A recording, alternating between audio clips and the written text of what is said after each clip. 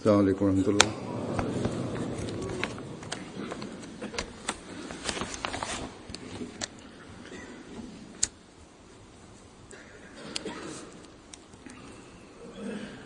أشهد أن لا إله إلا الله وحده لا شريك له وأشهد أن محمدا عبده ورسوله أما بعد فأعوذ بالله من الشيطان الرجيم بسم الله الرحمن الرحيم الحمد لله رب العالمين الرحمن الرحيم مالك يوم الدين إياك نعبد وإياك نستعين اهدنا الصراط المستقيم صراط الذين أنعمت عليهم غير المغضوب عليهم ولا الضالين.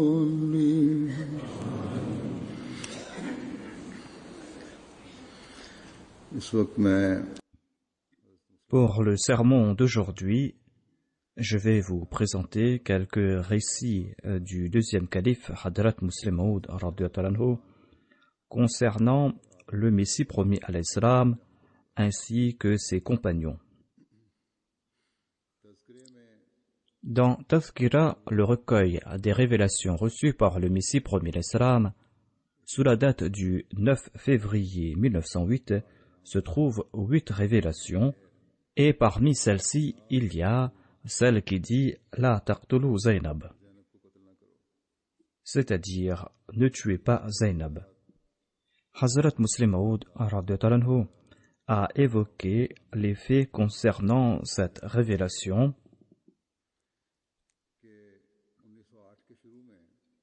Il raconte qu'au début de l'année 1908, on a fait des propositions de mariage aux 2 filles de Hafiz Ahmadullah Khan Saheb Marfoum.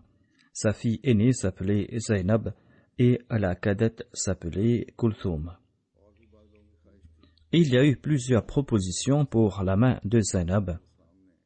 Et parmi les propositions, il y avait celle de Cheikh Abdurrahman Misri, qui était apparenté au père de la jeune fille. Mais le Messie promis à l'Islam n'était pas d'accord que Zainab se marie avec Misri Saheb. Mais comme à l'accoutumée, le Messie promis à l'Islam n'a pas insisté davantage.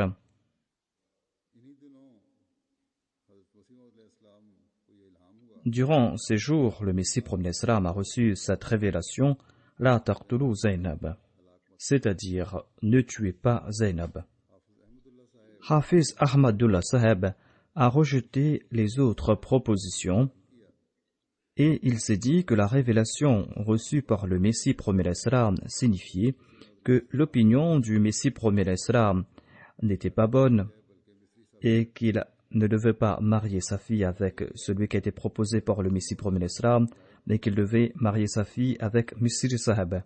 Et il s'est dit que la révélation reçue par le Messie promis à l'Islam était une négation de l'opinion du Messie promis à l'Islam. Il s'est dit que la proposition du Messie promis à l'Islam n'était pas en accord à la volonté de Dieu et que sa proposition à lui, c'est-à-dire la proposition du Père, était en accord à la volonté de Dieu. Mais en tout cas, en fin de compte, il a marié sa fille avec Misri Saheb. Ainsi donc, le Messie promis à l'Islam a reçu cette révélation le 9 février 1908 et le mariage de Zainab et de Cheikh Misri Saheb a eu lieu le 17 février 1908. Le deuxième calife déclare que l'on se souvient de cette date parce que à la même date du mariage de Misri Saheb, il y avait aussi 2 autres nikahs. Il y a eu aussi le même jour le nikah de Mubaraka Begum Sahiba, la sœur du deuxième calife radiyallahu anhu. Allah avait annoncé clairement qu'il fallait accepter la proposition du Messie promis l'Islam et de ne pas marier Zainab avec Misri Saheb, sinon cela va la pousser vers l'hypocrisie ou cela va la pousser vers sa destruction. Mais peut-être que le Messie promis l'Islam ne pensait pas que cette révélation s'appliquait à cette Zainab-là, et son père, quant à lui, a tiré des conclusions contraires. Et Dieu, par cette révélation, voulait annoncer que cette personne, Misri Saheb, serait la cause de grands désordres, et il en fut ainsi par la suite. Dieu désirait pas que Zainab se marie avec Misri Saheb et désirait que le père de la fille accepte l'opinion du Messie promis l'Islam. Le deuxième calife raconte: il y a des évidences qui prouvent que le Messie promis l'Islam conseilla Hafiz Ahmadullah à ce propos. Et par la suite, son gendre Misri Saheb se sépara de la Jamaat. Et Pir Manzour Saheb raconta au deuxième calife que le Messie promis l'Islam avait conseillé à Hafiz Ahmadullah Saheb de ne pas marier sa fille avec Sheikh Abdurrahman Saheb Misri. Mais lorsque il a désobéi au Messie promis l'Islam, lorsqu'il a marié sa fille avec Misri Saheb, eh bien j'étais fort en colère, raconte Pir Manzour Saheb. Pir Manzour Saheb raconte que je me suis présenté au Messie promis l'Islam et je lui ai dit: vous êtes l'envoyé de Dieu. Vous êtes l'envoyé de Dieu. Et Dieu a ordonné aux croyants d'accepter l'ordre de l'envoyé de Dieu. Or, Hafiz Ahmadullah Saheb a désobéi au Messie promis à l'Islam. Sur ce, le Messie promis à l'Islam a répondu: ce que vous avez dit est vrai. Cependant, moi je ne m'immisce pas dans pareille affaire. Le deuxième calife raconte que lorsque ce récit m'a été rapporté, eh bien, certes, je n'avais pas de doute concernant son authenticité, mais étant donné que c'était l'unique récit à ce sujet, je me suis dit que je dois trouver d'autres témoignages à cet effet. En raison de l'arrière-plan de toute cette affaire, en raison du fait que Cheikh Abdurrahman Misri avait abandonné la Jamaat, en raison de ces troubles, le deuxième calife désirait d'autres preuves pour soutenir ce récit. Il raconte que le lendemain, dans mon courrier, j'ai reçu une lettre de Munshi Qudratullah Saheb Sanouri. Il a raconté qu'en 1915, il est venu à Qadian et il a voulu apprendre le Saint-Coran de quelqu'un. Et il est parti voir Hafiz Ahmadullah Saheb afin qu'il lui enseigne le Saint-Coran. Et un jour, en conversant, Hafiz Ahmadullah m'a dit que le Messie promis à l'Islam désirait que sa fille Zainab se marie avec une autre personne. Mais durant ces jours, le Messie promis à l'Islam avait reçu cette révélation, la Tartulu Zainab. Et moi, j'ai tiré une conclusion erronée qui, selon moi, signifiait que l'opinion du Messie promis à l'Islam n'était pas fondée et j'ai marié ma fille avec Cheikh Misri Saheb. Mais maintenant, Cheikh Misri Saheb m'a beaucoup tourmenté, dit le beau-père. Il m'a beaucoup fait souffrir. Et je pense, dit le beau-père, que c'est le résultat d'avoir désobéi au Messie promis à l'Islam.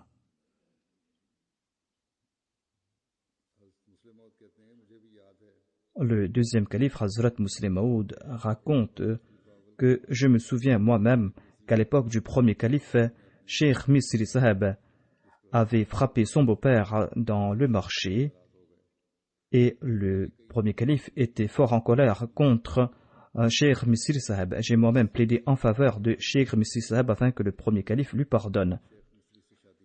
Ainsi donc, cette révélation signifiait que le père ne devait pas marier sa fille avec Cheikh Misri Saheb, sinon elle va perdre sa foi. Et les événements par la suite ont prouvé qu'elle a perdu sa foi en raison de ce mariage. Nombre de personnes ne connaissent pas l'histoire de Cheikh Misri Saheb. Cela fait partie de l'histoire de la communauté. Qui était Cheikh Misri et quelle était son histoire à lui? Je vais présenter quelques explications à ce propos. Cheikh Abdurrahman Saheb Misri avait prêté allégeance aux mains du Messie premier salam. C'était un intellectuel. Et par la suite, il est parti en Égypte. Et c'était Hadrat Muslim Maud et Chaudhry Nasrullah Khan Saheb qui ont payé ses frais de voyage.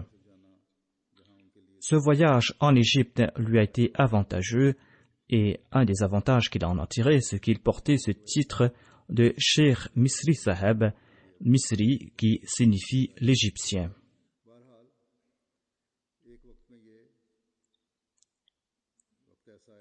En tout cas, comme je l'ai dit auparavant, il s'était opposé à Hadrat Muslim Maud, le deuxième calife de la communauté musulmane Ahmadiyya, et il a beaucoup critiqué le deuxième calife en raison de cette dissension. Il a tenté de fomenter des troubles au sein de la Jamaat. Mais d'une part, Dieu a protégé la Jamaat de ces troubles, et Dieu a aussi, à travers des rêves, informé des gens à propos de l'état de Cheikh Misri Saheb. On peut comprendre le statut qu'avait Misri Saheb au sein de la Jamaat par ses dires du deuxième calife. Il a déclaré qu'il y avait quelqu'un qui m'a écrit d'Afrique, dit le deuxième calife, et qui m'a dit que il était fort tourmenté par le fait que Misri Saheb avait abandonné la Jamaat. Il s'est dit que si la foi d'un si grand personnage est partie à l'eau, eh bien quelle est la réalité de notre foi, avait dit cet Ahmadi de l'Afrique. Le deuxième calife a répondu à cette personne en disant que c'est Dieu qui décide qui est grand, qui est petit.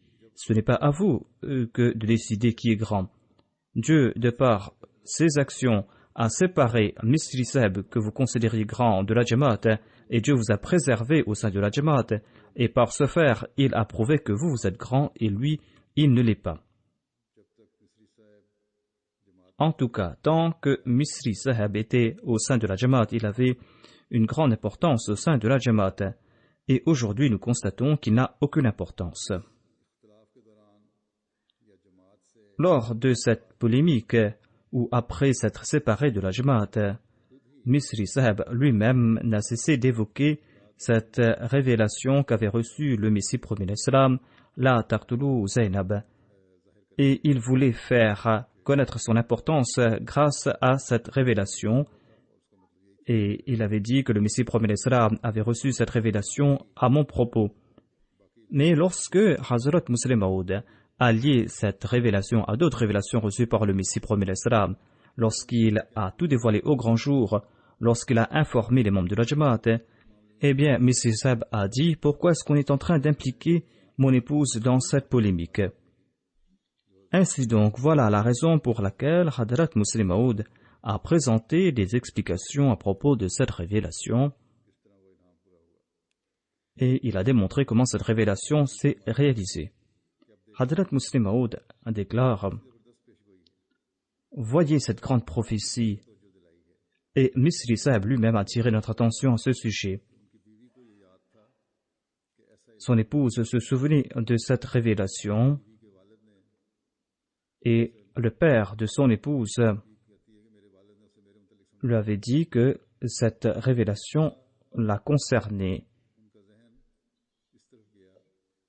C'est ainsi qu'il a attiré notre attention à ce propos, et le deuxième calife déclare « Messie Saheb a attiré notre attention à ce sujet, et il a accompli cette tâche que nous n'aurions accomplie que beaucoup plus tard. » L'exemple est comme cette chèvre qui a fait sortir le couteau qui devrait être utilisé pour l'égorger.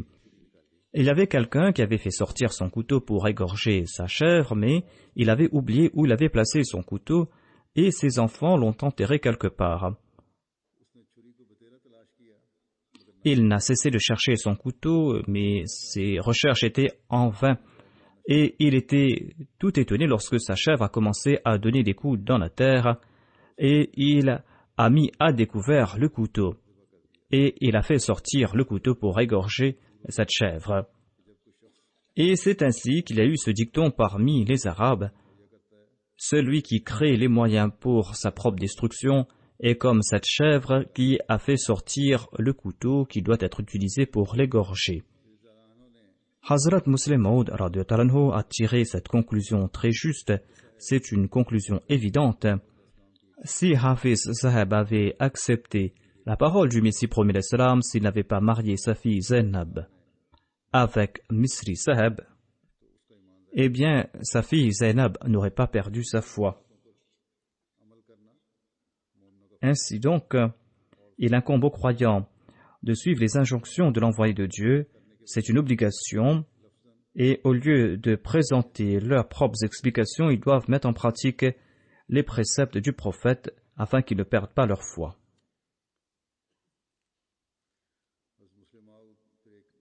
Hazrat Muslim Maud a relaté un autre récit. Il a déclaré que Maulvi Mohammad Ahsan Saheb était une personne colérique. Une fois, le Messie premier l'Islam était parti faire sa marche dans la direction de Basrawa. Et au cours de la marche, il a déclaré qu'il y a une grande différence entre la parole de Dieu et la parole de l'homme. Et le Messie premier l'Islam a relaté une des révélations qu'il avait reçues. Il a dit, voilà une révélation que j'ai reçue, et comparé cela à la parole de Hariri, un écrivain de l'époque. Maulvi Mohammad Afzal Saheb n'avait pas bien entendu ce qu'avait dit le Messie premier l'Islam, et il s'est dit que cette révélation était la parole de Hariri, et il a dit que c'est une parole tout à fait puérile, tout à fait futile. Mais lorsque le Messie premier l'Islam a dit que c'est la parole de Dieu, eh bien Maulvi Saheb a dit Subhanallah, c'est une grande parole. Ainsi donc, on ne doit pas s'empresser à se faire une opinion à propos de quelque chose. Ensuite, Hadrat Muslim Maud, le deuxième calife de la communauté Ahmadiyya, nous fait comprendre que le Messie premier l'Islam est connu dans les 4 coins du monde. Il relate un incident à propos d'un sikh. Il a dit un jour, un sikh est venu me rencontrer et il m'a dit que votre oncle Mizarullah Qadir était très connu, il avait un grand statut, mais votre père Mizarullah Ahmad Saheb était inconnu, personne ne le connaissait. Ce sikh a déclaré que un jour mon père est parti voir Mizarullah Murtaza, le père du Messie premier l'Islam, et il lui a dit « J'ai entendu dire que vous avez un autre fils. Où est ce fils ?» Le père du Messie premier l'Islam a dit « Il passe tout son temps dans la mosquée et il lit le Saint-Coran du matin jusqu'au soir et je me soucie de sa situation. Où est-ce qu'il va trouver des revenus? Pars le rencontrer et dis-lui de se soucier de sa vie d'ici-bas. Je désire qu'il trouve un travail quelque part, mais lorsque je trouve un travail pour lui, il refuse ce travail. » Mon père, dit ce sikh, est parti le voir et il lui a transmis le message de son père, c'est-à-dire il a transmis le message du père du Messie premier l'Islam au Messie promis à l'Islam. Et le Messie premier l'Islam a répondu « Mon père se soucie de rien. Que vais-je faire ici-bas avec les travaux de ce monde? Partez voir mon père et dites-lui que moi je suis déjà employé par celui qui devrait m'employer. Je n'ai pas besoin d'être l'employé de personne. » Ce sikh a été si profondément touché par le Messie premier l'Islam que lorsqu'il évoquait le Messie premier l'Islam, il avait des larmes aux yeux. Hadrat Muslim Maud déclare qu'un jour, ce sikh est venu me rencontrer dans la petite mosquée et il pleurait à chaudes larmes. Je lui ai dit que s'est-il passé? Il a répondu qu'aujourd'hui on a été très cruel à mon égard. Je suis parti dans la Baishi Makbara. Lorsque je voulais me prosterner devant la tombe de Mirza Saheb, un Ahmadi m'en a empêché, alors que ma religion et la sienne sont différentes. Si les Ahmadis ne se prosternent pas devant des tombes, eh bien ils peuvent ne pas le faire. Moi je suis un sikh, nous nous prosternons devant des tombes. Pourquoi est-ce qu'il m'en a empêché, cet Ahmadi? Hadrat Muslim Maud a dit que le Messie premier l'Islam vivait dans la solitude et ceux qui le connaissaient étaient profondément impressionnés par sa piété et par ses ibadas que même des non-musulmans venait sur sa tombe après son décès. Hadrat Muslim Maud, le réformateur promis et deuxième calife de la communauté Ahmadiyya, a relaté un autre incident. Il a dit que Maulvi Mohammad Hussein Batalvi Saheb était auparavant l'ami du Messie premier l'Islam. Et après que le Messie premier l'Islam s'était proclamé prophète, il a dit que je vais avilir le Messie premier l'Islam et c'était moi qui l'avais porté au pinacle. Mais Dieu a fait effacer le nom de Maulvi Mohammad Hussein et Dieu n'a cessé de répandre le nom du Messie premier l'Islam dans le monde entier. Hadrat Muslim Maud déclare qu'un des fils de Maulvi Mohammad Hussein s'était converti à l'hindouisme et je l'ai invité à Qadian et je l'ai reconverti à l'islam. Maulvi Mohammad Hussein Saheb m'a écrit une lettre pour me remercier à ce sujet. Au cours du deuxième califat, il y a eu des troubles à l'intérieur de la Jamaat et de l'hostilité à l'extérieur de la Jamaat contre la Jamaat. Et le deuxième calife a déclaré que cette opposition date de l'époque du Messie premier l'Islam, mais la Jamaat ne cesse de progresser. Aujourd'hui encore, en dépit de ces hostilités, en dépit de ces complots, par la grâce de Dieu, la Jamaat ne cesse de progresser. Hadrat Muslim Maud déclare que la Jamaat a atteint son objectif en traversant sur des épines. Cela veut tout simplement dire que la grâce de Dieu accompagne toujours la Jamaat. Mais afin de faire en sorte que cette faveur soit permanente, les membres de la Jamaat doivent toujours se consacrer aux prières. Si nous prions comme il se doit, eh bien, Inch'Allah, l'opposition présente et les oppositions à l'avenir vont disparaître. À une occasion, Hadrat Muslim Maud a évoqué les sacrifices hors pair de Maulvi Abdul Karim Saheb. Il a déclaré que Dieu avait accordé un poste éminent au premier calife de la communauté musulmane Ahmadiyya. Quand il a abandonné ce poste, eh bien, il est retourné dans sa région natale pour lancer sa clinique. Il avait une grande renommée à Beira, où se trouve son village natal. Là-bas, il y avait de grands propriétaires terriens aux yeux de qui il jouissait un grand honneur et ses affaires allaient bien marcher là-bas. Mais un jour, il est venu à Qadian rencontrer le Messie premier l'Islam. Après quelques jours, lorsqu'il voulait retourner chez lui, le Messie premier l'Islam lui a dit « Vous avez vu le monde. Maintenant, restez ici avec moi. » Et il a obéi à cet ordre du Messie premier l'Islam.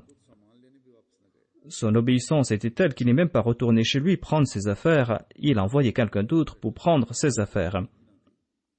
Il n'avait pas d'espoir que sa clinique allait marcher là-bas à Qadian. Il n'avait même pas quelqu'un pour lui payer un sou là-bas, mais il ne s'est soucié de rien.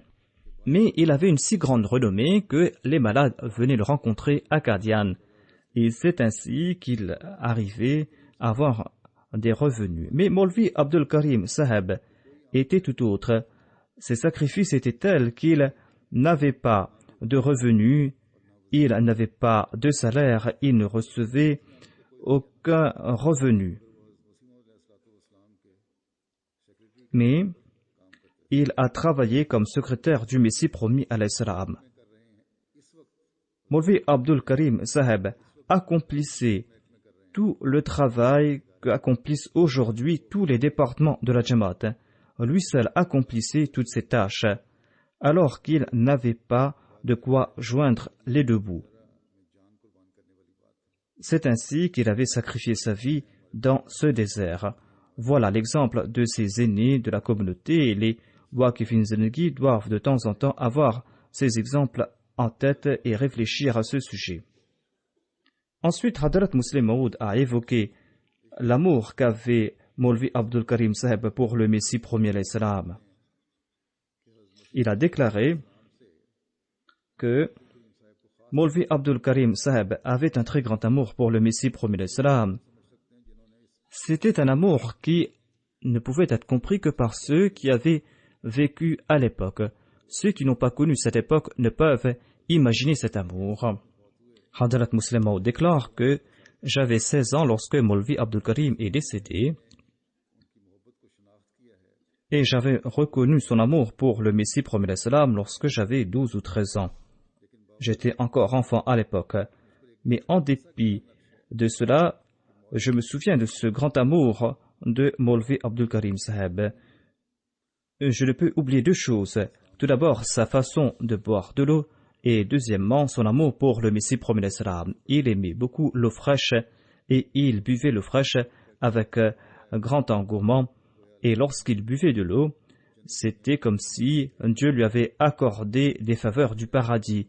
Il prenait quelques gorgées d'eau et ensuite il disait « Alhamdulillah, Alhamdulillah ». Hazrat Muslim Maud raconte que le puits de la mosquée Aqsa était renommé. Je ne sais pas pourquoi on l'a oublié aujourd'hui. Maulvi Abdul Karim disait aux autres « Si vous voulez être récompensé par Dieu, apportez un peu d'eau pour moi ».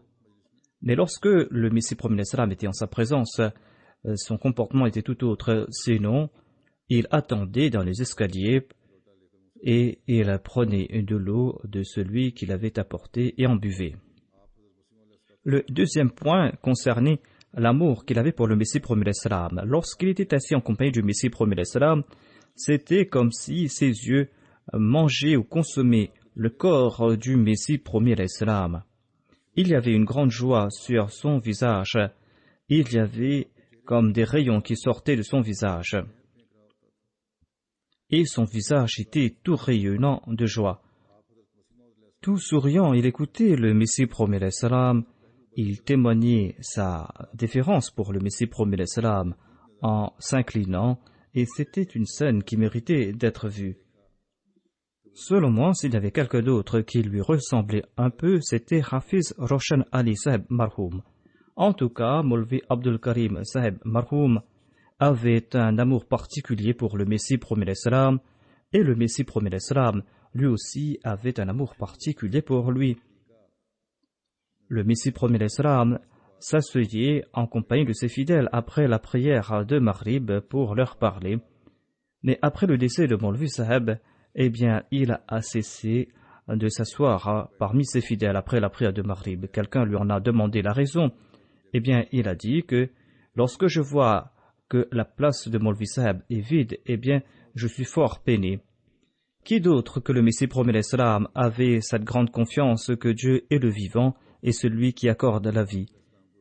Ainsi, c'était un amour qui allait dans les deux sens. Le Messie promis l'Islam, lui aussi, avait un très grand amour pour ses compagnons. Hazrat Muslim Maud déclare que je me souviens qu'un jour, quelqu'un avait prononcé des paroles déplacées à propos de Maulvi Abdul Karim Saheb à Qadian. Les gens commençaient à le tabasser, mais l'autre était un entêté. Les gens le tabassaient, mais lui ne cessait de répéter ces paroles déplacées. Et les gens le tabassaient davantage, et cela s'est envenimé. Hazrat Muslim Maud déclare que nous étions très jeunes à l'époque, c'était pour nous un divertissement. Il recevait des coups, mais il ne cessait de répéter ces paroles. Et les gens étaient fatigués de le rouer de coups. Il y avait un lutteur non-ahmadi qui était venu se faire traiter par le premier calife à l'époque. C'était à l'époque où il n'avait pas encore été choisi comme calife. Lorsque ce lutteur a entendu tout ce bruit, il a dit « Pourquoi est-ce que je vais me priver de cela ?» Et il a commencé à tabasser l'autre. Il ne savait pas quelle était la raison de toute cette querelle. Il l'a levé en l'air et il l'a jeté sur la terre. Mais l'autre était un entêté, il n'a cessé de répéter ces paroles. Hadrat Muslim Maud déclare que tout cela était un beau spectacle pour nous. Lorsque le Messie promis l'Islam a su ce qui s'était passé, il était très en colère. Il a dit « Est-ce cela notre enseignement ?» Il a dit « Les gens sont en train de m'insulter, mais est-ce que cela nous affecte ?» Si il a utilisé des paroles déplacées à l'égard de Maulvi Abdul Karim, quel en a été le mal?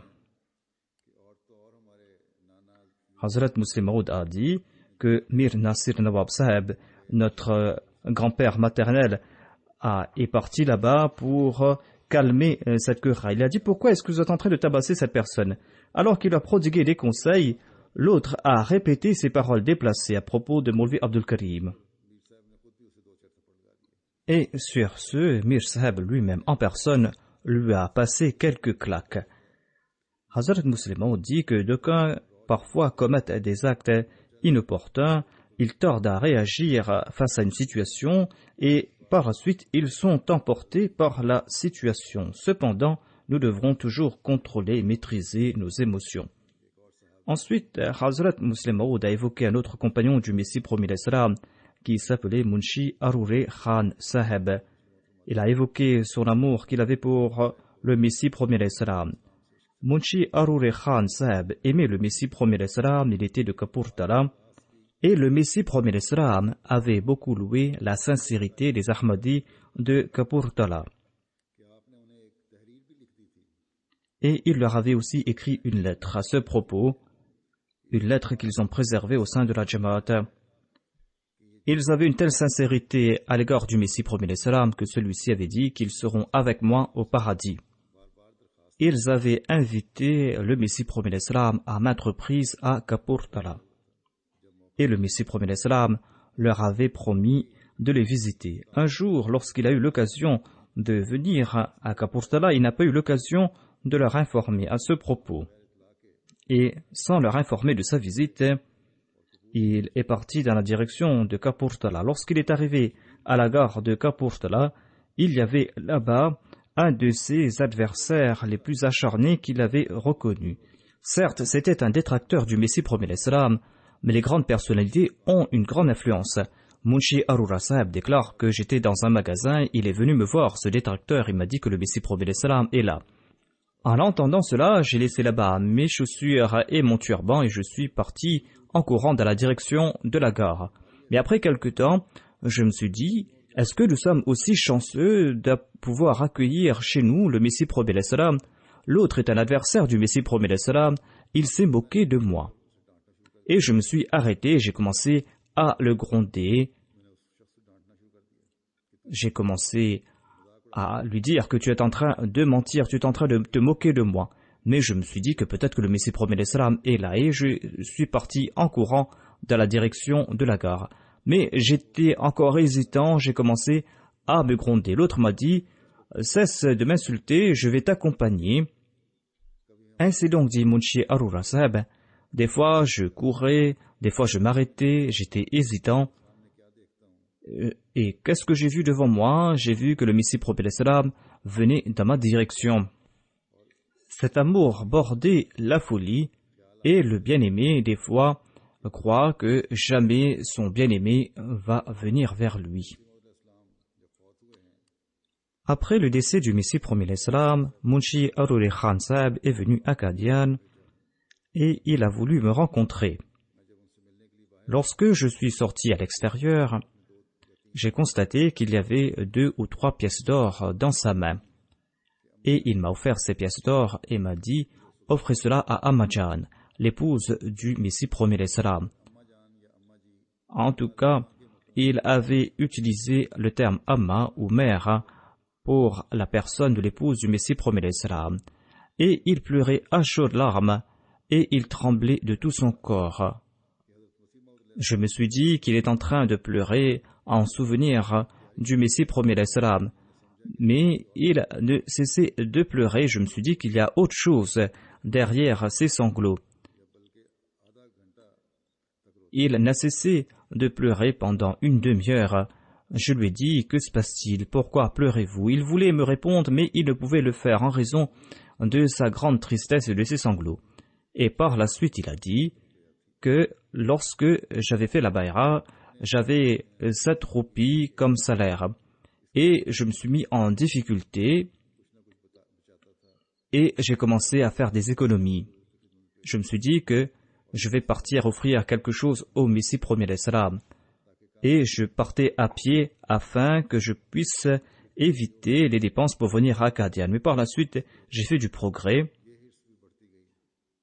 et j'avais ce grand désir d'offrir quelque chose au Messie promis l'Islam. Je me suis dit que je vais offrir de l'or au Messie promis l'Islam. Ainsi donc, en sus de mes contributions, je désirais offrir cet or au Messie promis l'Islam, mais quand j'ai commencé à faire des économies sou par sou, une inquiétude m'a envahi. Je me suis dit, ça fait longtemps que je ne suis pas parti à Qadian pour voir le Messie premier l'Islam. Et avant d'économiser toute cette somme, je désirais partir à Qadian et offrir au Messie premier l'Islam ce que j'ai économisé. En fin de compte, j'ai économisé 3 livres de la monnaie de l'époque et je me suis dit, je dois partir à Qadian pour l'offrir au Messie premier l'Islam. Mais le Messie premier l'Islam est décédé avant que je puisse le faire. Ainsi, je suis passé 30 ans dans ce désir ardent d'offrir cet or au Messie premier l'Islam. Et quand j'ai eu l'occasion d'offrir quelque chose au Messie premier l'Islam, après de grands efforts, eh bien le Messie premier l'Islam est décédé. Voilà donc la sincérité et le sens de fidélité ainsi que le sens de sacrifice de ces compagnons du Messie premier l'Islam. Il y a certaines lettres de la langue arabe que l'on doit prononcer particulièrement et les non-arabes ne peuvent pas prononcer ces lettres comme le font les arabes. Une fois, un arabe a soulevé cette objection contre le Messie premier l'Islam lors d'une conversation. Il a dit que vous ne pouvez pas prononcer cette lettre comme il se doit. Hadrat Muslim Maud a déclaré qu'un jour, quelqu'un s'est présenté au Messie premier l'Islam alors qu'il était en compagnie de ses disciples. Le Messie premier l'Islam a commencé à lui prêcher son message et le Messie premier l'Islam a cité un verset du Saint-Coran. Ceux qui ont l'accent punjabi n'arrivent pas à bien prononcer la lettre Qaf comme le font les Qari, ceux qui récitent le Saint-Coran. Et la prononciation est à mi-chemin entre la prononciation de la lettre Qaf et la lettre Kaf. Et le Messie premier l'Islam a donc cité ce verset du Saint-Coran et ce visiteur a dit « Vous vous dites un grand prophète et vous ne savez même pas prononcer les versets du Saint-Coran. Comment allez-vous commenter sur les versets du Saint-Coran ?» Il y avait Hadrat Sahibzada Abdul Latif Shahid Sahib qui était assis là-bas et il s'est levé pour frapper cette personne. Le Messie promis à l'Islam l'a attrapé de la main et le Messie promis à l'Islam a attrapé de la main Maulvi Abdul Karim Sahib. Et le Messie promis à l'Islam n'a cessé de lui présenter son message et il a dit à Sahibzada Abdul Latif Shahid Sahib que voilà l'arme qu'ont ces gens. S'ils n'utilisent pas l'arme qu'ils ont à leur disposition, que vont-ils faire? Si vous croyez qu'ils vont répondre par des arguments et des preuves et que la vérité va sortir de leur bouche, eh bien, Dieu ne m'aurait pas envoyé. Dieu m'a envoyé pour vous faire comprendre que ces gens n'ont aucune vérité. Le fait que Dieu m'ait envoyé signifie que ces gens n'ont aucune vérité. Et ils n'ont rien d'autre que ces arguments farfelus. Et désirez-vous qu'ils n'utilisent pas l'arme qu'ils ont à leur disposition? Dans un autre endroit, on a évoqué la prononciation de la lettre Dwad. Hadrat Muslim Maud en a fait mention. Il se peut qu'il y ait eu cette question de la prononciation de la lettre Qaf et de la lettre Dwad dans le même récit, parce qu'il y a des similarités entre ces différents récits. Hadrat Muslim Maud a même écrit à propos de ce récit concernant la prononciation de la lettre Dwad que les Arabes disent que personne d'autre ne peut prononcer la lettre Dwad comme nous, les Arabes, nous le faisons. Eh bien, si personne d'autre ne peut bien prononcer cette lettre, eh bien, pourquoi cette objection? Hadrat Muslim Maud dit que parmi les Punjabis, je pense que ma prononciation de la lettre Dwad est la plus proche de la réalité, mais il se peut que ma prononciation n'est pas aussi bonne. J'ai présenté ces explications à propos de ces deux lettres, la lettre Qaf et la lettre Dwad. Il y a des similarités entre ces deux récits. Dans la Jamaat, on connaît plus ce récit concernant la lettre Dwad. Il se peut que des gens commencent à m'écrire pour me dire que cela ne concernait pas la lettre Qaf, mais la lettre Dwad. J'ai présenté ces explications à ce propos, sinon je vais recevoir grand nombre de courriers rien qu'à ce sujet, et d'ailleurs l'équipe qui s'occupe de mon courrier, qui est déjà assez débordée, le sera encore plus et aura plus de soucis à se faire à ce sujet.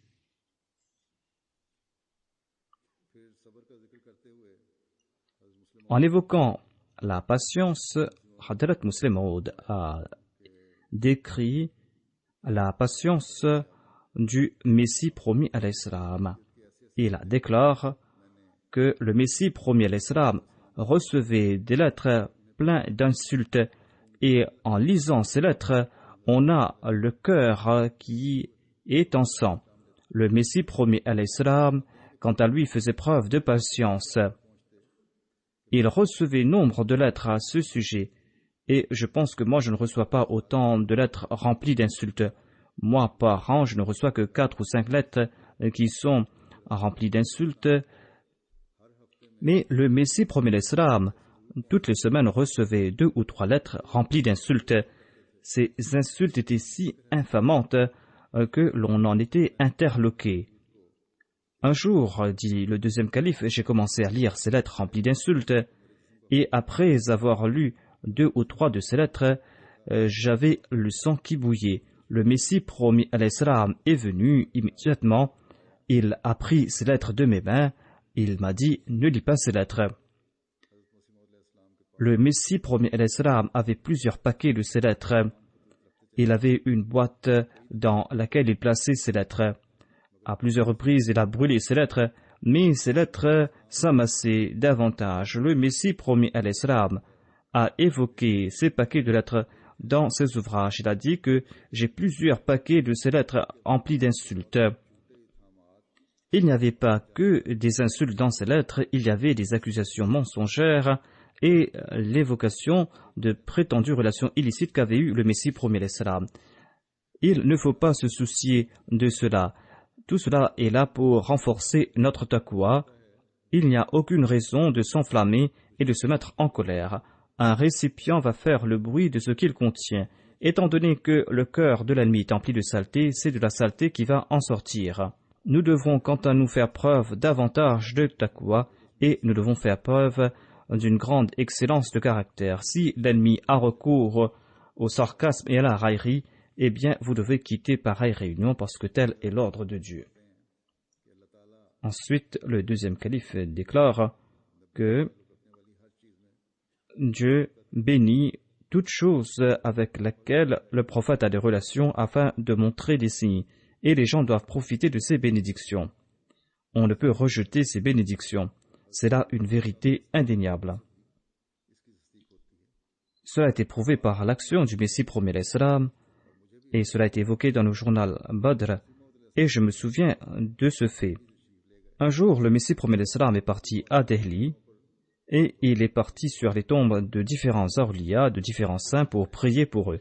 Il est parti sur la tombe de Khaja Baqibillah Saheb, Hadrat Qutbullah et Khaja Nizamuddin Shah Waliullah, Khaja Mir Dard Saheb et Nasiruddin Saheb. Il est parti sur leur mausolée, il a prié pour toutes ces personnes. Tout ce qu'il avait dit à l'époque n'a pas été publié en écrit, mais il avait déclaré que le cœur des gens de Delhi est mort. Et j'ai décidé, dit le Messie promis à l'Islam, de partir sur les tombes de ces saints pour prier pour ces gens et pour leurs descendants, afin que leurs âmes soient animées, afin qu'ils prient pour la direction de leurs descendants. Dans le journal du Messie promis à l'Islam, il est dit que le Messie promis à l'Islam est parti là-bas pour prier pour ces saints, et il a prié aussi pour lui-même et pour autre chose. Le Messie promis à l'Islam ne s'est pas contenté de prier pour ces saints. Ceux qui pensent que l'on doit prier uniquement pour les saints sur leur tombe sont rejetés par ce qui a été dit par le Messie promis à l'Islam. Parce que le Messie promis à l'Islam a dit que j'ai prié pour ces personnes et j'ai prié pour nous aussi, afin que nous puissions atteindre notre objectif. Et il a aussi prié pour d'autres choses. Voilà ce que dit le journal du Messie promis à l'Islam, tel qu'il a été publié dans le journal Badr. Et à propos de l'ouvrage Tazkiratu Shahadatain, le Messie promis à l'Islam a dit que je désirais compléter cet ouvrage avant de partir pour mon procès à Gurdaspur. Mais j'avais très mal au rein et je me suis dit que je ne pourrais compléter cette tâche. Et j'ai dit à mon épouse que je vais faire quelques prières. Dites Amin après moi. Et en ayant en tête l'âme du défunt martyr, j'ai dit: ô mon Seigneur, cette personne a consenti à de grands sacrifices pour ta cause et je veux écrire cet ouvrage en hommage à lui. Accorde-moi cette grâce. Et le Messie promet l'Islam a dit: je jure pour celui qui détient ma vie entre ses mains. Vers 6 heures du matin, j'étais en bonne santé et ce même jour, avant la mi-journée, j'ai complété la moitié de cet ouvrage. Le Messie promet l'Islam partait pour ce procès. Il désirait compléter cet ouvrage avant de partir pour ce procès, mais il est tombé gravement malade. Et en ayant en tête l'âme de ce martyr, j'ai déclaré: ô mon Seigneur, je désire écrire cet ouvrage en hommage à ses sacrifices. Accorde-moi la santé pour pouvoir le faire. Dieu a exaucé cette prière et le Messie promis al-Islam a évoqué cela dans son ouvrage. Il a dit: un grand miracle de Maulvi Abdul-Latif Sahib Marhoum. La pratique des saints prouve que le saint prophète Mohammed lui aussi priait ainsi. Ce qui est interdit, c'est d'implorer les défunts en croyant que les défunts vont nous accorder quelque chose. Cela est tout à fait interdit. L'islam considère cela interdit. Sinon, lorsqu'on part en de tels lieux, on est poussé par ses émotions, on est ému et on se souvient des promesses faites par Dieu à son prophète. Et lorsqu'on prie ainsi: ô notre Seigneur, complète ces promesses par notre entremise, cela n'est pas interdit, au contraire, cela une vérité spirituelle. Et il incombe aux croyants de profiter des bénédictions de ces lieux. Par exemple, lorsque nous partons prier pour le Messie promis l'Islam, eh bien nous nous adressons à Dieu, nous pouvons nous adresser à Dieu en disant: ô notre Seigneur, tu avais fait telle promesse à cette personne, tu avais promis que tu vas ranimer l'islam par son entremise. Tu avais promis que tu vas transmettre son nom jusqu'aux confins de la terre. Complète cette promesse. Qu'Allah nous accorde la possibilité à nous aussi de pouvoir faire partie de cette promesse faite par Dieu au Messie promis l'Islam, que nous puissions compléter la mission du Messie promis l'Islam et que nous puissions assumer nos responsabilités en ce sens, que nous puissions aussi présenter l'islam véritable au monde et que nous puissions prouver la supériorité de l'islam et que nous puissions voir cela. Après la prière de Juma, je vais diriger la prière funéraire de Maulvi Mohammed Yusuf Saheb Darwish Marhoum de Qadian. Il est décédé le 22 juillet 2015 à l'âge de 94 ans. Inna lillahi wa inna ilayhi raji'un. Il était le seul Ahmadi de sa famille. Il a enseigné le Saint-Coran et les hadiths à la Madrasa Ahmadiyya depuis fort longtemps. C'était une personne toute simple, une personne très humble qui servait la communauté Ahmadiyya en toute sincérité. C'était une personne très sincère. Il était de la région de Lahore. Il avait fait ses études primaires dans son village natal et ensuite en 1939 il a étudié les hadiths à Lahore et là-bas il a rencontré un Ahmadi. Il a su à propos de l'Ahmadiyya. Après avoir fait les recherches, il est venu à Qadian. Il a étudié les ouvrages de la communauté. En 1944 il a prêté allégeance sur les mains du deuxième calife. Ensuite il est parti à Qadian pour ses études et en avril 1939 il est entré dans la classe des Muballighin. Au cours de ses études, il y a eu la partition de l'Inde et du Pakistan et il a préféré rester à Qadian. Et il a vécu dans une grande simplicité. En 1949, suite aux directives du deuxième calife, eh bien, il a été choisi pour compléter ses études et il a été choisi pour des études supérieures. Il a étudié pendant 4 ans de plus et en mai 1955, il a été choisi comme enseignant au sein de la Madrasa Ahmadiyya. Et en novembre 1958, il a complété ses études de Maulvi Fazil. Il a servi en tant que professeur au sein de la Madrasa Ahmadiyya pendant fort longtemps. Et ensuite, il a pris sa retraite mais il n'a cessé de servir la communauté ahmadiyya même après sa retraite. C'était une personne respectueuse des enseignements de l'islam. Il s'occupait de ses étudiants comme si c'était ses enfants. Il a enseigné les hadiths aux étudiants. Il avait une très bonne connaissance des hadiths et il était un très bon pédagogue. Dans le volume 11 de l'histoire de la Jamaat Ahmadiyya, son nom est le 153e dans la liste des derviches de Qadian. Il a donc vécu dans une grande simplicité. Il a fait preuve d'une grande patience. Il était moussi par la grâce de Dieu. Il laisse derrière lui 3 filles, un fils et un beau-fils. Son fils Mukarram Jamil Ahmad Saheb est un avocat. Il travaille comme conseiller à la Nazim Tashkhis. Son beau-fils Badruddin travaille à la Fazl Umar Press. Une de ses filles, Aisha Begum Saheba, est mariée à Dr Nassim Ahmad Saheb et elle est la principale de la Nusrat Women College. Qu'Allah exalte le statut du défunt et qu'il fasse que ses enfants puissent perpétuer ses bonnes œuvres. Amin.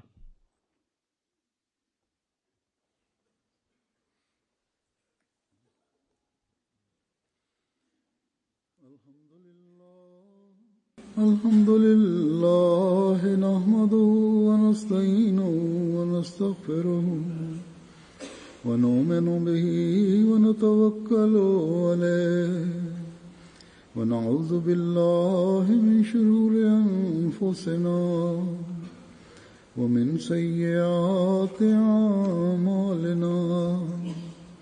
Man yahdihillahu fala mudilla lahu ومن يضلل فلا هادي له ونشهد أن لا إله إلا الله ونشهد أن محمدا عبده ورسوله عباد الله رحمكم الله إن الله يأمر بالعدل والإحسان وإيتاء ذي القربى وينهى عن الفحشاء والمنكر والبغي يعظكم لعلكم تذكرون اذكروا الله يذكركم وادعوه يستجب لكم ولذكر الله